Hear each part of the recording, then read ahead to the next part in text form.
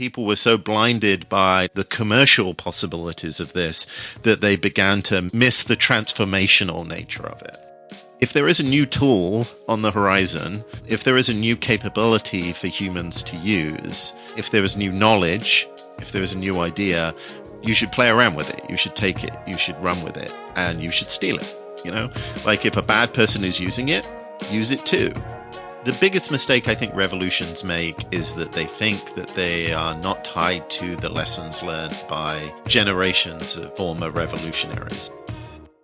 Hi, welcome to Web3 Revolution. Web3 Revolution is a series of podcasts exploring the next generation internet. We will bring in builders, doers, and active participants of this exciting revolution to our show and to talk to us. It's a podcast for education and information purposes. We will provide accurate information to the best of our knowledge, but the podcast's content should not be taken as investment advice. I'm your host, Hana. Today, my co-host, Nick, is with me. Today, I'm really excited to have Danny O'Brien and Suji Yan with us. In the past 2 decades, Danny O'Brien has spent his time in journalism, advocacy, and activism to establish and defend digital rights around the world. Last year, Danny joined the Filecoin Foundation from the Electronic Frontier Foundation, which is known as EFF. It's an international nonprofit digital rights group based in San Francisco. Danny spent almost a decade as a director there. As Danny described himself, his career path has always been twisted around questions of privacy, free speech, and human rights in the digital space. And also, I'm really excited to welcome another guest, Suji Yan. Suji is a founder of Mask Network. It's a Web3 company that aims to build many things from identity protocols to open source to browser extension. Aims to bring privacy and benefits of Web3 to the Web2 social media platforms, such as Facebook and Twitter. Very, very similar to Danny, he also worked as a journalist and activist. Welcome to the show, Suji and Danny. Yeah, thanks for having me. Us. Hey, been a long time.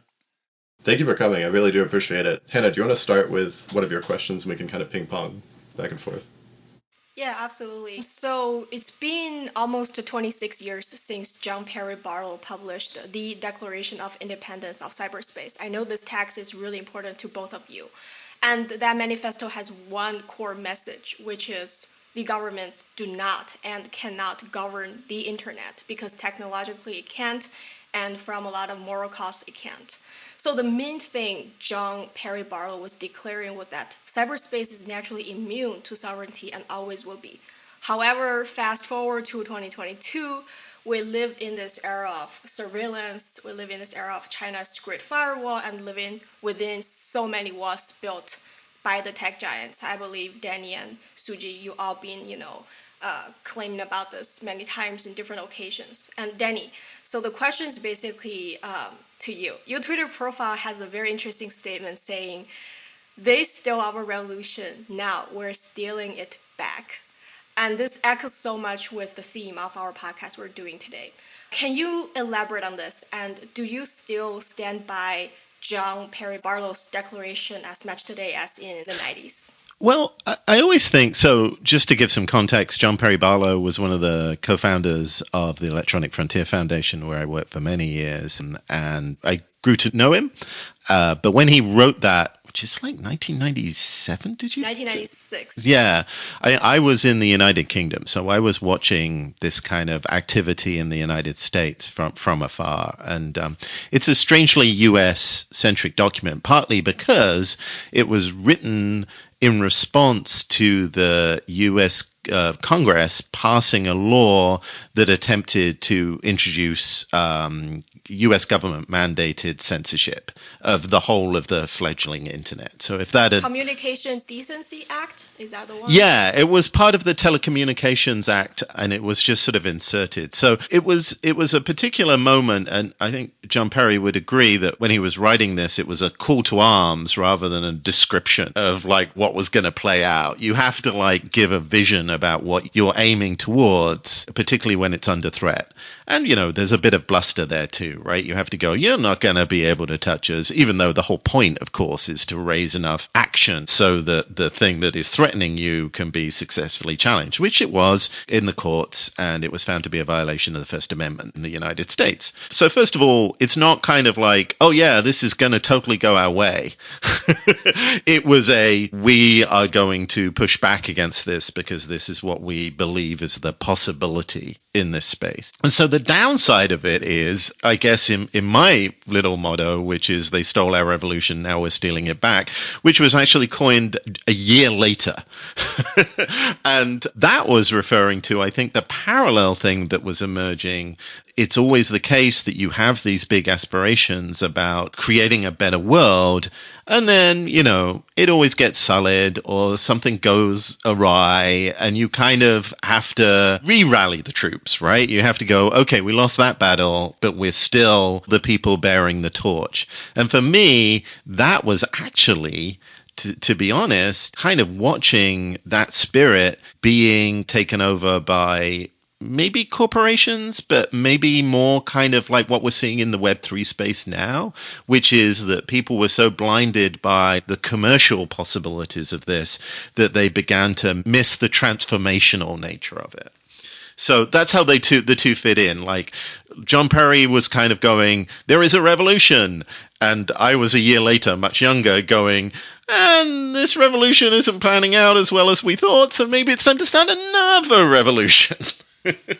Yeah, so we basically have to initiate revolution like over and over again. And well, yeah, it's like a motor, right? You have to fire. There's got to be about 60 revolutions per second for the whole thing to actually move forward. Okay.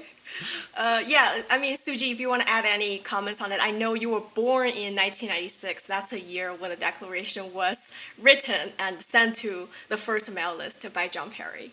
Yeah, I was born in 1996. I think I read this thing when I was like 7, 6. My mom, she works at the state-owned telecommunication company, which was not really that big back in the days, right? And no one really cared.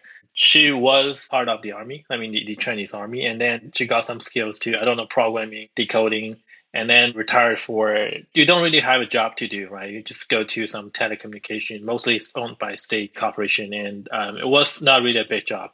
And I think she secured my first PC when I was 2, when I was 3 maybe. And it's an old bulky one, and got back to me at my home. I was like playing around, and I think when I was pretty young, like 7, 6, I found these kind of information online. There was an official translation by several academic organizations in China. I think this is a really amazing text.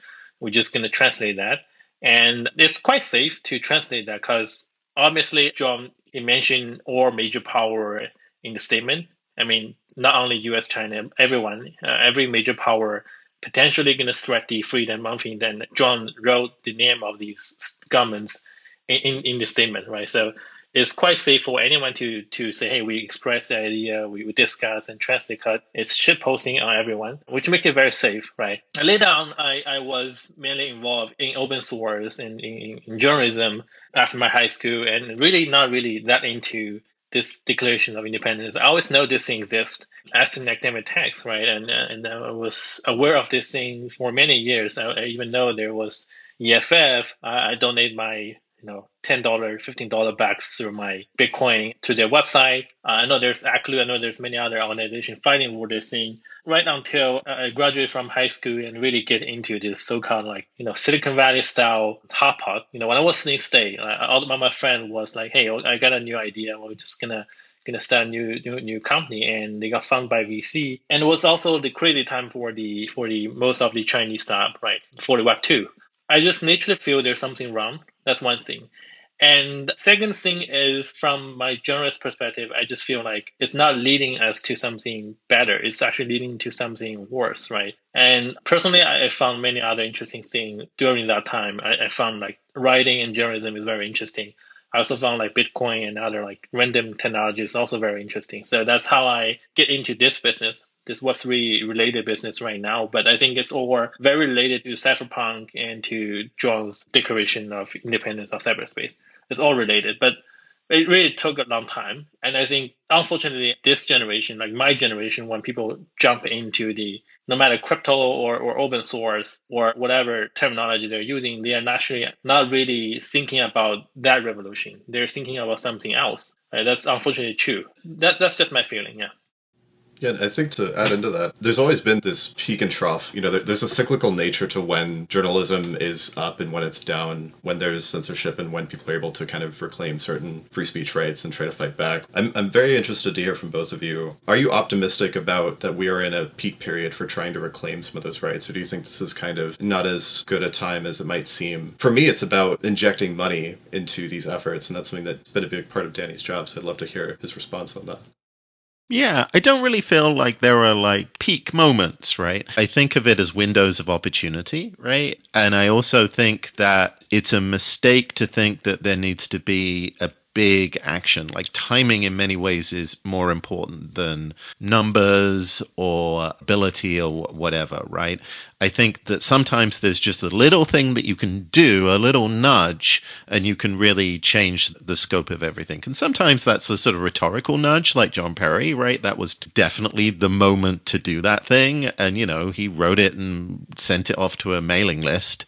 And it propagated on its own. It went viral and it caught the zeitgeist. Little things just in my experience at EFF, like one of the moments we had was to just gently nudge people towards using encryption on HTTPS. So EFF, along with a lot of other organizations, formed at this particular moment a thing that would let you get a free certificate. It was called Let's Encrypt. And that means that now, if you look at the top of your browser, there's probably a lock on most of the websites, right? And that was like a small thing where we got from like 5-10% of the bulk of internet traffic unencrypted to encrypted, which was really important because that suddenly made mass surveillance super uneconomic to do. The current moment is definitely interesting for a couple of things. One is that I think that we have this moment where people feel anxious, right?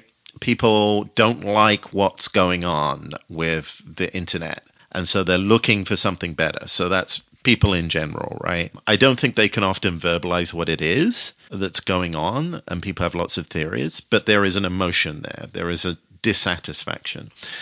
And the other thing is, apart from the money, is there's actually underneath all of the hype around Web3 and crypto and blockchain, there's a bunch of really interesting technologies and techniques developing. And that's a window of opportunity too, right? Like you have a new thing, like the one I always pick on is zero knowledge proofs. Partly they're advancing because a lot of money is being pumped into them, but partly because it's like suddenly a really gnarly and interesting mathematical problem that people are making advances in. Same as machine learning, right? And what that gives you is a new set of tools. And so with those tools, with a new tool, like who knows what the possibilities are. That was definitely true in the 90s with the emerging internet and the web. And it was also true a little bit earlier when public key cryptography, which underlines everything we do, had suddenly appeared for the first time. And so it was the cypherpunks who kind of spotted that opportunity, I think. And then it was a far wider set of people who suddenly were given access to a lot of new capabilities with the original web. I see. As Danny, you're basically started talking about some specific technologies people being applying in the broader Web3 world. I read, in one of your speech, you mentioned competitive compatibility and adversary interoperability. Oh my God, that's really, really hard vocabularies. But adversarial interoperability, yeah. Adversarial interoperability, yes. Can you maybe explain some of the terms to us and why you think, those concepts are particularly important? Yeah, I think this comes back to this idea of they stole our revolution, now we're stealing it back, right? I'm a great believer, following in John Perry Barlow's intellectual property footsteps, right? I mean, it frustrates me a little when people go, I own this idea, right? Like, you can't do it. But I think it frustrates me more when people go, oh, we can't do that because somebody bad has that idea. And I think that, like, I definitely saw that, like, in the early days of the internet, where there were a lot of people who could have done an incredible amount on the early internet and the early web. And they were like, this comes from the US military and, it's a United States thing. I feel it's tainted. And then later, when it became commercial, people would go, this is just something that companies are doing to make money. I'm going to ignore it. And of course, you see this pattern in Web3 as well. Whereas I'm like, if there is a new tool on the horizon, if there is a new capability for humans to use, if there is new knowledge, if there is a new idea, you should play around with it. You should take it. You should run with it. And you should steal it. Like if a bad person is using it, use it too. It's not the technology that corrupts you. Well, maybe it does. I mean, I don't know, right? But like you should at least prod it and explore it to see what it's like. So adversarial interoperability is sort of a kind of a narrow, almost policy thing here.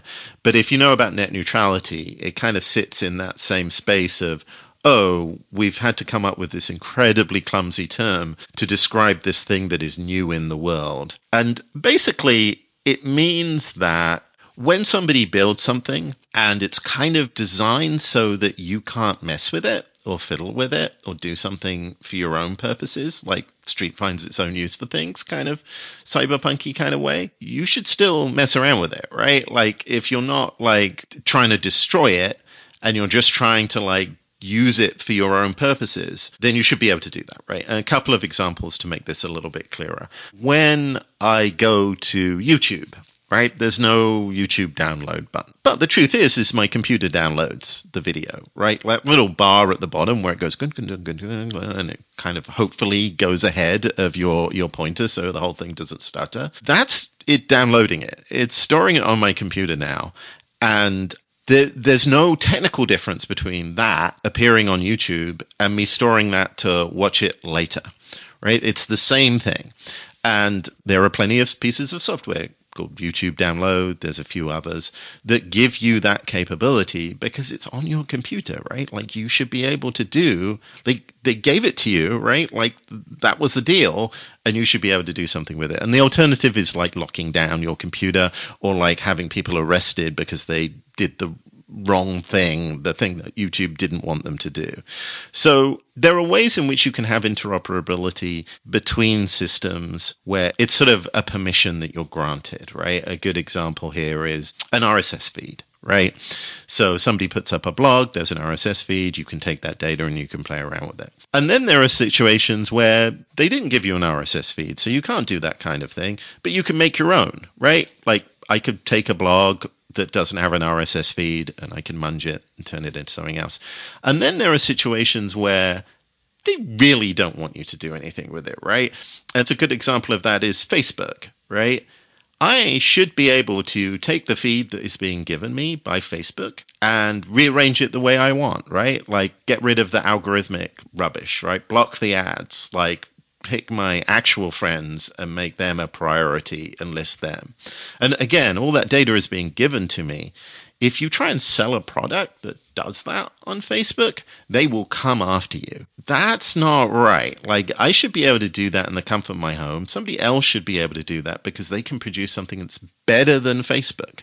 Facebook and this other thing together will better serve the needs of the public. So adversarial interoperability is this idea that is part of being online, right? You produce something online, you have to expect that people are going to take it and use it in ways that you may not have expected. And you can't go after them with guns in order to stop them from doing that, basically. Yeah, I guess this particular question I want to ask Suji actually, you as a technologist and an entrepreneur in Web3, how can you use the methods that Daniel just described to build your own product and how your product is not closed as Facebook? Yeah, I think it all comes to the question like the liability and the responsibility of the company or the entity that or the person that held responsibility or hold the asset for the software you're mentioning about, right? Just assume like another Suji somewhere or another Nick somewhere built this amazing software that Danny mentioned, like work 100% better, 100x better than Facebook, and unfortunately they're somehow trespassing Facebook, I don't know, like network or whatever, right? And it all comes to the question like who's the final judge who has the jurisdiction to say, hey, okay, you're in trouble because we are FBI, we somehow, or we are like some other DMCA, whatever, fund you in trouble, and you better shut this thing down, otherwise you're in trouble. And how is that related to the fundamental right, the fundamental human right, the fundamental constitutional right? Right, we're living in this society. In my personal experience, I think what I learned a lot first from the open source, the free and open source community, then from the so-called Web3, the general blockchain community, is like if you don't want to control it, if you just say, hey, you give out your personal interest and make it a public infrastructure, public good of the community, you are actually gaining this decentralization that allow you to somehow superseding the nation state jurisdiction. That's what I feel. And I think that's somehow expressed by John's idea or many other early cyberpunks mailing list people's idea. But back then, there was very few tech tool can allow you to do so. As mentioned, the public key infrastructure, the end-to-end encryption is one of the tools. Like, hey, I don't have the key. So if you wanted me to decrypt that, the only thing I can do is like, okay, I'm sorry. You can arrest me, but I don't really have the key, right? And you can enhance that that statement. You say, okay, I create a software. I think that's also a very great EFF case, like code is speech. Say, okay, I create a software doing that, and unfortunately, I'm just fulfilling my First Amendment right for the U.S. Constitution, or I believe many other constitutional rights. You can also argue that, okay, I didn't really benefit from this software, right? Like Satoshi, I just mysteriously disappeared, or the token is kind of locked in the smart contract. I don't even have financial benefit. It's a public software. So I think that's something I feel from my teenager age to now. We're gaining more and more tools to somehow superseding ourselves above this like nation state jurisdiction. I'm not saying cyber anarchy. It might sound like cyber anarchy or crypto anarchy, but it's actually different. It's like, hey, we do have a governance system, but not really 100% functional. But it's something different from Facebook sue you. So the California court decide you unfortunately live in California and you have to somehow delete the software even though you don't really do anything wrong, right? So that's something fundamentally I learned when I come across this industry. And I think it's still self-evolving. It's very strong. It's very revolutionary. Yeah, that's all I can describe today. But still, it's very amazing. I'd love to see what's going on next, right? Yeah. As we really start to talk about the, quote unquote bad guys or the guys who designed the little device that knows better than, anyone in the world about you, do you think those, so-called Web2 giants like Twitter or Facebook, they can do some self-ramification? Or do you think Web3 revolution can happen within Facebook or Twitter? We all learned about Twitter's Bluesky initiatives. We all saw, Jack Dorsey tweeting something about, oh, I regret so much for making Twitter this way rather than the other way. I want to ask Suji and Danny, can Facebook or Twitter, do they need a complete self-destruction to achieve the goal of this radical decentralization, or you think they can somehow do some good within itself? So I think one of the points of John Perry's document, and also like a slightly lesser known piece by him that I think is in many ways just as interesting, which is the economy of ideas. If you go to the Declaration of Independence of Cyberspace, it's down on the left, is like, well, what do boundaries and borders look like in cyberspace, right? And I think we tend to think of that because of the framing of the Declaration in terms of nation states. And sort of the argument there is like, you don't actually have the same kind of like sovereignty right here, because what you do here changes everything for everyone else, right? Like they're not your citizens. But the other part of it is the boundaries between individuals too, right? So one of the things that in my description last time about like, a file appears on my computer, I should be able to do something, whatever I want with it, is because of this idea that like you should have some control over your device, right? People shouldn't be able to lean in and say, oh no, you can't block ads, or you need to not copy this, right? You should have complete control over your device, because it's sort of part of the perimeter, the boundaries where the state or companies can't enter. In the same way as when people break down doors to come into your home, we know that that's something different than, somebody checking your ID in the street or something like that. And one of the things that makes the internet or the digital world sort of fascinating and revolutionary is those lines are not quite as, they're up for debate, right? They're up for, there's a contention going on. And intellectual property is one of those areas, right? Like, so somebody makes something and I have a copy of it. What relationship do we have? Like, under intellectual property as a sort of ideal, the idea is somehow somebody, the person who created that thing still owns it, even though it's in my head even, right? And the other one is my own thoughts, right? So I think we'd all be horrified about a society where outside actors, whether they're the state or religious groups or corporations, were able to read or influence our own thoughts, right? That would seem a very dystopian or radically different world. But the truth is that, the devices we use and digital technology, Steve Jobs described them as bicycles for the mind, right? This idea that they were a tool that you use for the stuff of ideas. Well, I share things with my laptop in front of me here that in a previous age, I certainly wouldn't have shared with someone else, right? I share stuff with Google, right? Or a search engine that I wouldn't have shared with anyone else. Like if I'm worried about, like, I've got some illness, I'll type it into Google, but I might not tell my partner or my children, not even my doctor maybe. So that perimeter is changing, right? Like you can almost work out what I'm thinking from being able to like probe into my laptop or my phone.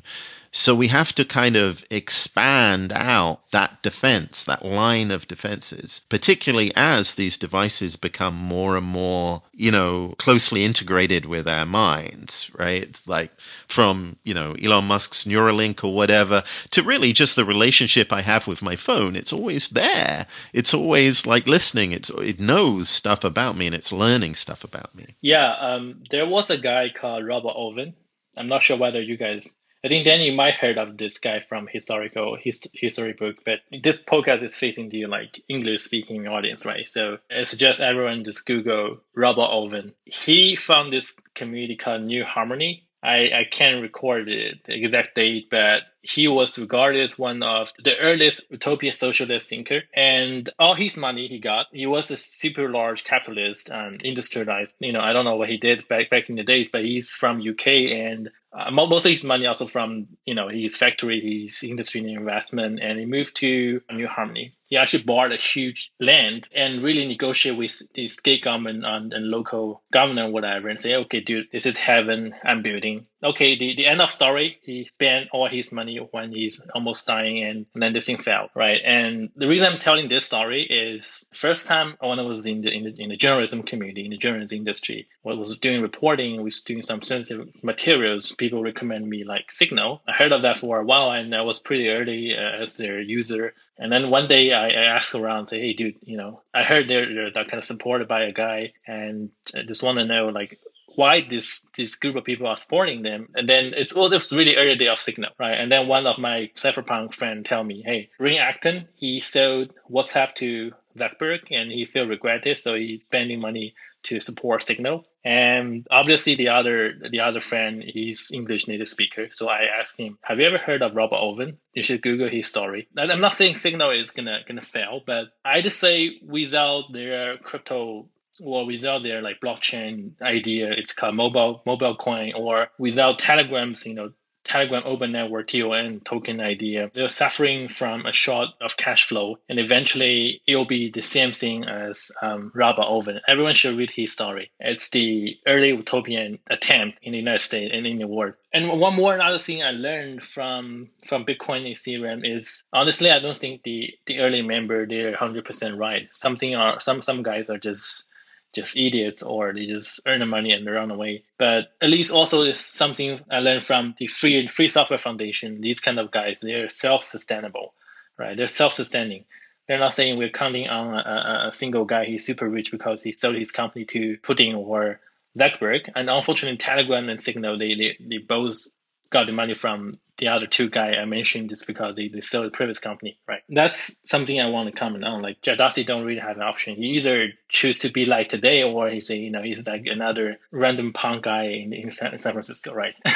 I love reading about utopias, right? I love failed utopias and like we live in a world of successful utopias, right? Like so many countries start with a revolution, and maybe that revolution didn't play out quite as many of its people imagine, but it serves as a seed. What succeeds exists and what fails disappears. And it's definitely true. I mean, honestly, for me, like, as someone who used to hang out at like the tail end of the real world cypherpunk meetings, right, in San Francisco, I came here from the UK in 2000. I think they were just fading out.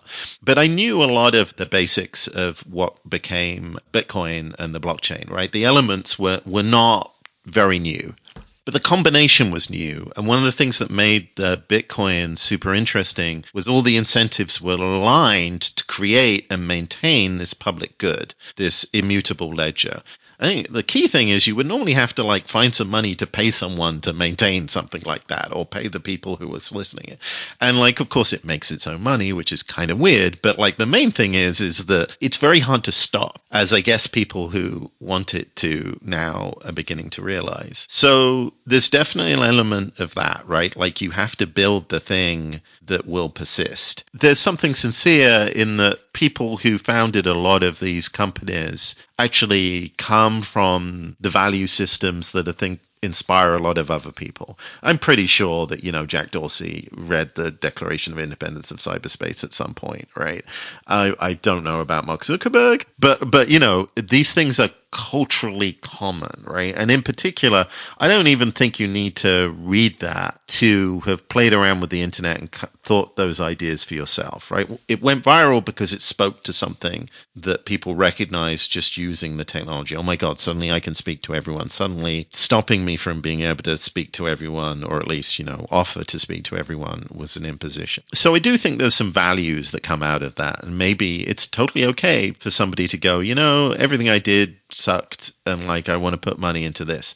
These things have to fall apart, right? They can't just be chopped up, and you can't just go, we'll try and do something different this time, right? The old has to dissolve in some way, and you have to think about that. I sort of sometimes feel like people's ambitions aren't high enough, because I think people go, these people are doing something bad. If we create something that is good, then people will naturally move like osmosis from the bad thing to the good thing. And I don't think that's how revolutions work, right? Because then you wouldn't need them. I think what you have to do is you have to create a world that draws people to it, right? And doesn't draw them just because you are trying to do something better, but because you are offering them a better life, right? I think that's one of the challenges of Web3, honestly, right now, is that we're building all these interesting things with tools, but here's one of the flavor tests I have of it, right? Like, we build these things, but do we use them? Like, when people are building Web3 tools, do they use Web3 tools to build those things? And partly it's a bootstrapping issue, but like I'm sitting there going, you build this thing, and I do it too, right? You build this thing, and then you invite me into GitHub, and then you send me an invite to Discord. Both of those two things, are very Web 2, right? Are very in the thing that you say is bad, right? Discord is collecting all this data. GitHub is owned by Microsoft. So, to use Microsoft terminology, we have to dog food this stuff, because if it's not good enough for us, then we're not going to draw people into our morally better world. That's very true.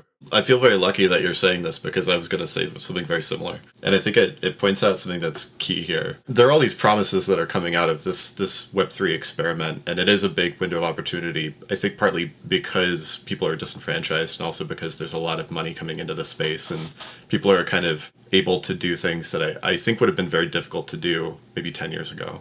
when the surveillance state was kind of developing so rapidly and whistleblowing was kind of more chilled than it is today. But what I worry about is kind of very similar to that. It's that we think we're making this progress that we're not making, that there's an opportunity that's being missed. Yeah, what I try to explain to people is like, I'm not that old, but I've been through this, right? I lived, the early internet, the thing that John Perry Barlow is talking about, right, was this decentralized environment, right? Like it had all of these things built in, and it succeeded on those terms, right? It succeeded because it was decentralized. There were a lot of competition for the early internet. There were like state-driven projects in Europe and Russia and in, separate parts of the US. There were corporate attempts to create this, but because it was decentralized, it beat all of those alternatives. But then it centralized, right? Then that was a revolution that was stolen, and to be able to steal it back, be able to like put it back on the road, you have to go, okay, why did people go the last time? And like for me, I have three things, right? The centralized internet was more secure, right? Like people didn't like maintaining their own servers, as Moxie Marlinspike, who is the man behind Signal, kind of blogged about, right? The original vision is that we'd all run our own servers. People don't run servers. Why don't they run servers? Because they're a pain, because people are always hacking them, because you have to maintain them, right? And people went into these, what Bruce Schneier calls these feudal security, right? Where you all get in the castle with Mark Zuckerberg. He'll protect you and you sit behind the walls, right, of the city state. So there's that. There's privacy as well, which is kind of weird, but like the way that the internet and the web was built is that everything was either public or super secret, right? Like you couldn't just share with your friends. And when Facebook came along, people were able to go, oh, finally, I can just talk to my friends. And of course, the deal is that you could do that, but now Mark Zuckerberg is also in your friend group, right? Like seeing everything that you're doing. But that was the appeal. That's why people moved from the web into these social media platforms. And the final one, which I think is the one I don't have a great solution for, I can solve computer security and I can solve privacy, I can't solve this, is usability and great design, right? Like Apple took over what was a very decentralized PC market where everyone was making their own things. And it was, Shenzhen was the entire kind of like world where you put things together and everything was interoperable and compatible, and create these very monolithic lockdown things. And people didn't go for them just because they were like, oh, I love something that's monolithical and locked down. They went because it was beautiful and it worked and it was usable. What we used to call at EFF the crystal prisons, right? They were beautiful and you just go in. And those are the challenges for Web3, right? Those are the challenges of the Web3 revolution. We have to be secure.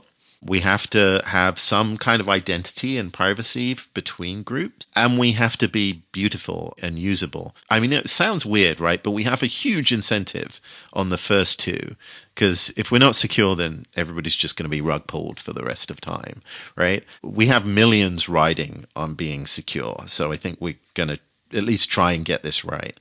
With privacy, it's an interesting challenge, right? But I think everybody recognizes it's one. How to be beautiful, how to be usable is something that the decentralized world has never had before. That was like our original failing. And I'd love to talk to more people about how we wrest back that. Do you have any more questions? Yeah, I got a personal question too, Danny. Like, I think now it's a trend, right? Like everyone's talking, like at least last year and this year, everyone's talking like, hey, Web3, whatever. But I wanna know, like, hey, when your colleagues or like cypherpunk friends heard that you're leaving EFF and jump into this like kind of dirty water, but like, what's their reaction, and are they gonna tell you, hey, glad to have you save the world? Or because I was from the open source community, right? I still got friends there, but it took me so long to convince them only open source your code and make it GPL is not enough. You have to also make sure you're not taking RMB and not taking US dollar. You're taking something that is completely new. And they're like, why should I? And until very recently, I think maybe after some like geopolitics, event, they realize, oh, you're right, back in years ago, but it's a long-term process. What's your reaction? What's your story back then, right? Yeah. Well, I think that one of the reasons why you get a sort of strange kind of integrity of thought, maybe integrity isn't the right word, but consistency of thought in early cypherpunk works and things like the Declaration of Independence of Cyberspace, is it was a very small community. And so you had founders effect. I think, for instance, people recognized a sort of thread of libertarian kind of rhetoric in it. And I think that was just because like a few people in that space were pretty libertarian, which is a far more popular school of thought in the US than other places. And I think one of the challenges that we have now is that the community of people who understand technology and have honestly been transformed by it or seek to transform the world through it, there's just a lot of them, right? And so what you have is a real tendency to form tribalism, tribes, right? Where people, it's like a religion, right? When a religion gets to a certain size, people stop arguing with other people who don't have the religion and start arguing amongst themselves about which kind of tiny variant in the religion is correct. So I was very down on using the term Web3. I thought it was a bad idea. I mean, not that anyone decided, right? It's a decentralized thing, because I think it sets you at loggerheads with the people of Web 2 and maybe the people of Web 1, I don't know. But it means that you're sort of trying to say that you are the replacements for them. And I think that does lead to a lot of tension, right? Like my old friends, definitely looked at me a little askance, right, when I went into this space. So there was definitely a feeling of looking askance. I think there's also a kind of fundamental division, which I find really interesting, which is one of the sort of things that went along with the early internet and the early web is the idea of a voluntarist society, right? The idea is that you would donate your free time to build Wikipedia or open source software. And money destroyed that. And it's totally true, right? Like, anybody who's worked in an open source project, which has either got a grant or has found some form of income, it's a real stressor, right? Because suddenly who is getting paid and who is the volunteer? So I think alongside this idea of free information and public goods and whatever we were building with the internet went along with an idea of, and this is a sort of money-free zone. We have different incentives in this space. I think that seems a very stark contrast with Web3, right? Because Web3 kind of has very front and center this idea of monetization, of tokenization, of like monetary incentives. Apart from kind of any other wider political discussion, I think that feels like a fundamental difference between those two things. But at the same time, like, in looking back myself and going, okay, what did we get wrong? Or what didn't play out the way we thought? I think everybody would agree that the rise of advertising and the rise of sort of monetization in that space kind of took everybody by surprise and sort of warped everything in a really deleterious way. But the reason why it arose was because there weren't any other ways of resourcing. I'm not even going to say monetizing, right? But like rewarding the people who were doing the work. It filled that gap, right? Google didn't have a way of making money. And so eventually Google just sucked in all of this entire industry to like pay for itself. And I definitely see myself as this sort of shuttle diplomat going between the Web 2 or whatever world and the Web 3 world, the decentralized web world too, right? Which is this everybody who's trying to build this same thing but without using blockchains and tokens and all of this stuff. I feel like there are two different ways to approach the same problem, which is how do we continually resource a public good, whether it's Linux or Wikipedia or anything that has that feel to it, right? The million Wikipedias and Linuxes that should exist but don't because Linux and Wikipedia occupy that whole space.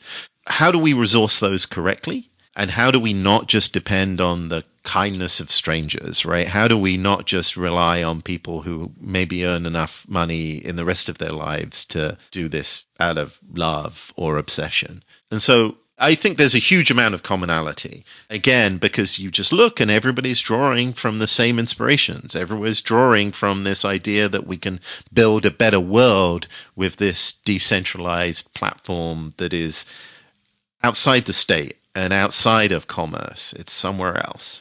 Yeah, my personal observation about the space is there are too many entrepreneurs, investors, but not as many activists as it should be. You talk about the incentive crypto economy is something that has already arisen.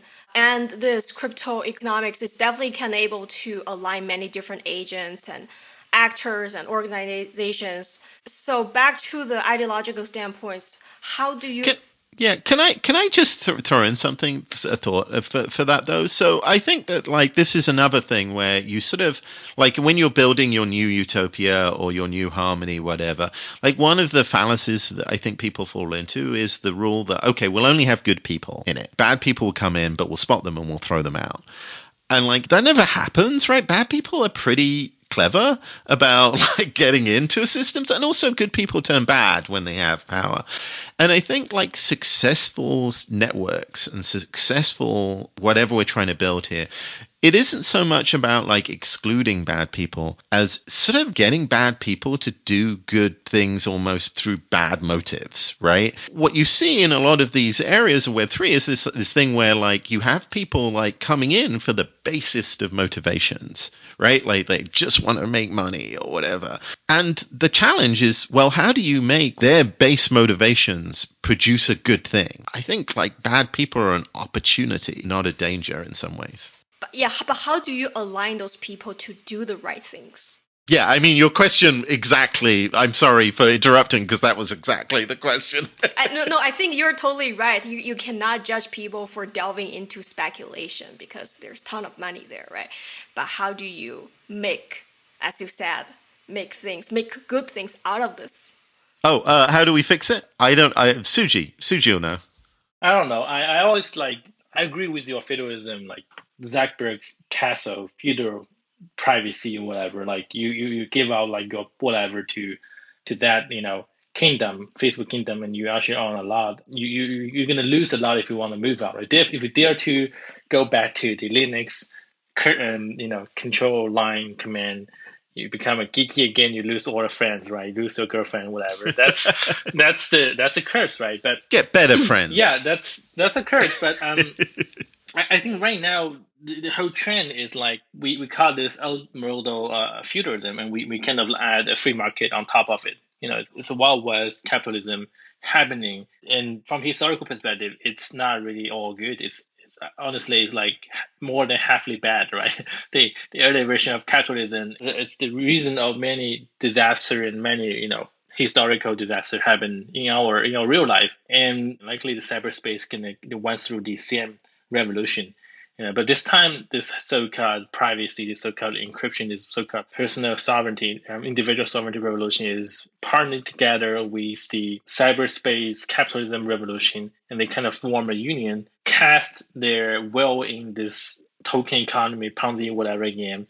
That's what I feel, and honestly, I don't think a lot of people feel the same. But I think this is probably close to the most accurate description to what's happening right now. And in the end, the problem or the question again is do we believe in the free market? If we do so, why it's not going to working in the cyberspace in pure free market, right?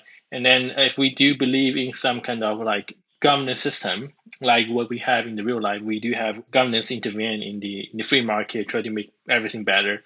If we do believe in that, we might form our own governance system back in the cyberspace later on, right?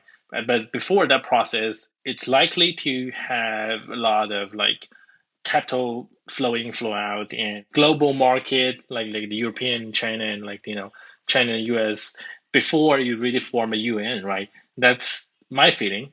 Can say, hey, we would let the Web2 OG or the strongest government or the most powerful government jump into this space and make it ultimately, king of the space. And in order to find this new ruler, this new governance system, you better have an open market kind of battling for a while. This is my feeling. And yeah. Yeah. I mean, I feel like the question here is in the one of the things that the questions that technologists have been kind of batting around for the last 10 years or so is how to scale, right? And it's a funny question, right? Because it's a question for the Facebooks and the Googles of the world, right? I don't need to scale, right? Like, I'm fine. Like, I can write my blog posts or whatever, or tweet my tweets or whatever. And like, I'm not really worried that 4 billion people are suddenly going to want to see it. But if I'm charged of everybody's Facebook posts or whatever, like suddenly I do have to worry about those things. And so we have all these companies that sort of are now at this global size, or at least supernatural size, right? Facebook doesn't own the whole world, but like maybe like WeChat and Facebook could divide it up between them or something like that, right? So they've been struggling with this and using technology to scale. But like one of the things that I think comes away with the Declaration of Independence of cyberspace, and also kind of the other things that we're struggling with, is that states don't scale, right? Like I find it very hard to imagine the flip side of the Declaration of Independence of cyberspace, right? Which is like going, governments, you can't do anything, like you're rubbish at running this. It's like, well, what would a government that could run this be like? And it would have to be a world government, right? It would have to control everything. And I think none of us feel right now, right, that we're very confident that that would be a good thing, right? Like we just don't know how to build something like that. And some of the pain that we get is also like we don't know how to scale up our institutions to do what we want them to do online. I mean, very specifically, right? One of the problems with security online, however you judge that, is that somebody can like come and screw me over, right? Like hack into my computer or whatever, or just, be horrible to me online. And nothing's going to happen. Right? Like, I mean, I'm not going to be able to like hack them back, right? Or like, I can't call the police and go, hey, go and get that person. Like, I can't imagine how you can build something where that would work and wouldn't be really bad for society, right? But we kind of need to. And so I think that's sort of the challenge that we set ourselves in this next revolution, is how can we make people feel safe and secure and, have their little bit of cyberspace for themselves and their friends and their family, and have some system in place so that they can feel protected. That isn't like a terrifying surveillance state that we actually don't really honestly believe will look after our interests, or a huge all-powerful company like Facebook, which similarly we're not really very confident is going to work. Like that's the thing we need to build. Easy. I want to ask you, so you're working with Filecoin Foundation, and I'll add the description in post, and we can make sure there's context to this. But I want to talk about how your work at Filecoin Foundation, giving out these grants, and having this career in advocating for internet rights and trying to facilitate projects that are doing good work, that are making public goods and better incentive models. I wanted to ask you about one of them specifically, Starling Lab. Could you maybe talk a little bit about that? Because I'd never heard of them, and I thought it was really interesting. Sure. So Starling Lab really came out, I think, it's pretty Web3 or however you want to describe it, native. One of the missions that we have, actually, there's two bits. There's the Filecoin Foundation, which is sort of, I think, I would almost describe as a traditional blockchain crypto kind of foundation, which is it's intended to, a bit like Isaac Asimov's foundation, right? It's intended to like maintain the ecosystem so it continues to succeed into the future. And then we also have an actual nonprofit, which is the Filecoin Foundation for the Decentralized Web, where we have a wider brief, right, of basically growing the entire decentralized ecosystem and also preserving the world's most important information, because that was one of the original ideas behind IPFS and then Filecoin. One of the questions is, well, okay, what is the most important information and who is trying to stop us keeping it? And one of the categories of that is records of genocides. And the pattern there is that these are very important things that need never to be forgotten, but almost everybody has an incentive to forget them, at least after, a few decades. The people who were close to them and experienced them often, don't want to think about them again, want to move on. And the people, of course, who perpetrated them soon after want to make sure that no record remains of the atrocities that they've committed. So the Starling Lab works with the USC Shoah Foundation, partly as the core to preserve historical records and personal testimony of Holocaust and genocides. I mean, their original model was of course recording the genocide of the Jews in World War II and the accompanying genocides and deicides. But it's grown because unfortunately that was not the first and is not the last genocide. So they've been collecting the same kind of undeniable historical record, right, where you collect such a wealth of information that it brings home the personal inhuman scale of these annihilations, and also makes them undeniable in the future. And where do you store that? How do you store that?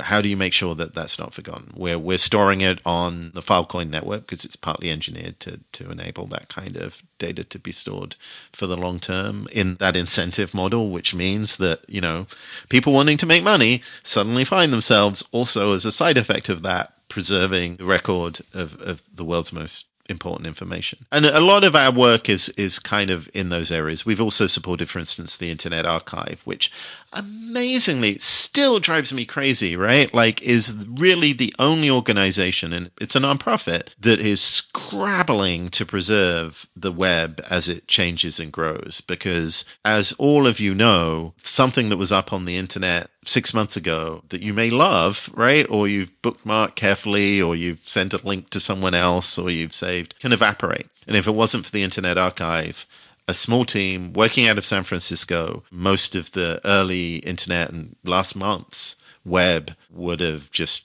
disappeared with no record. We work with other organizations. Witness is a great one, which sort of does the same sort of thing, but for video news journalism and testimony.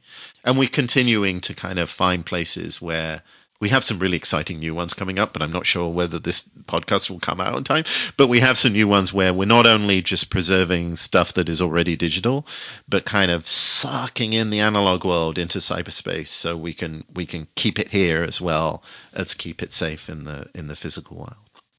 No, it just reminds me of Italian communist Gramsci's quote. He says, "The old is dying, the new could yet be born." And I think we saw the new one is about to be born. Or right. I've always liked the term, and this is going to turn out to be from someone terrible, but I don't think it is actually, of building the new in the shell of the old, right? Maybe I will forgive people for using GitHub, because you take what you have available and then you build the thing that you want to see. The biggest mistake I think revolutions make is that they think that they are not tied to the lessons learned by generations of former revolutionaries. And that's why you need to study history, even if it's the recent history of the internet, or the history that that you also need to actually work to preserve.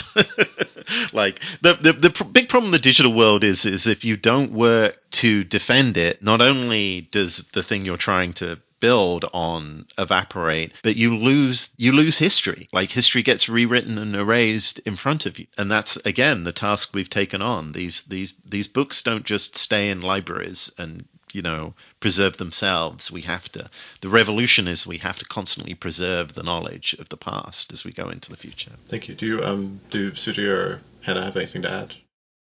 Yeah, I think it's all good. It's an amazing idea. Yeah.